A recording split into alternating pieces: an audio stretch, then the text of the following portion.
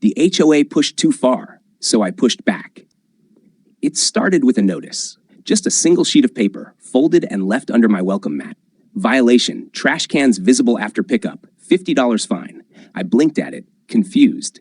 The cans had been out for less than 2 hours after the trash truck came by. I had just gotten home from work and was about to wheel them back.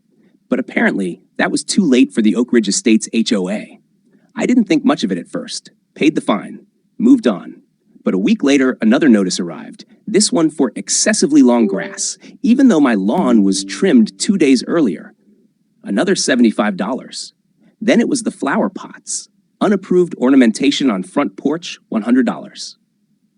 I realized it wasn't just me. My neighbor, a widower named Rick, got fined for having an American flag in his flower bed. Apparently, it was outside the designated flag zone.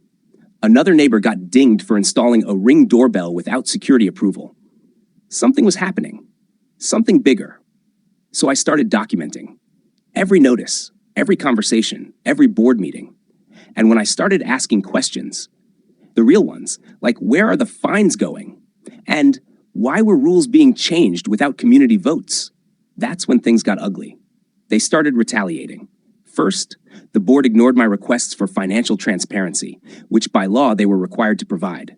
When I persisted, I got fined again, $250 for hostile behavior after I raised my voice at a board meeting.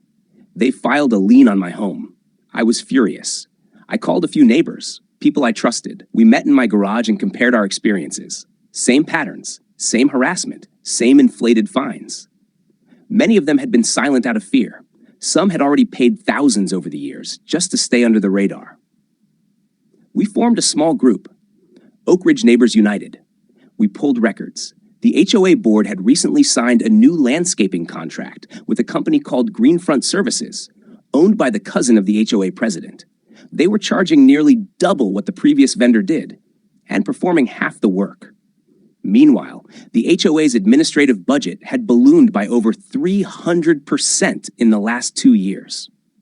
Where was the money going? The answer came when one of our group members, Janet, a retired CPA, got access to expense reports through a public records request.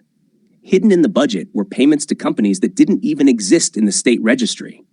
Shell companies, payments labeled consulting, outreach, legal strategy, all tied back to board members or their families.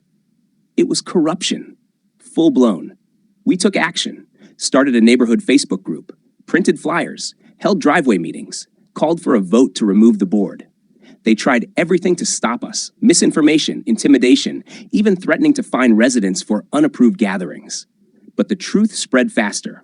We brought in the local press. Once the news story broke, homeowners accused HOA of corruption and retaliation. The game changed. More people came forward. Seniors being fined for potted plants. Veterans being told their flag placement was unpatriotic. Single parents charged hundreds for non-compliant porch furniture. It was control disguised as order. We got the votes. The recall happened. The board was out. In their place, a new board, made of residents, people who cared about community, not power. We capped fines, banned conflicts of interest, and brought back the voice of the homeowners. We even audited the past 5 years of finances. Filed civil charges. Some of the old board members were forced to pay restitution. Now, Oak Ridge is still a community, but it's a community of equals, not subjects. And me, I still have my flower pots. My trash cans go in when I get home, not by some ticking clock. I live in a neighborhood again, not a dictatorship, all because we stopped being afraid. They thought they could bleed us dry with petty fines and paperwork.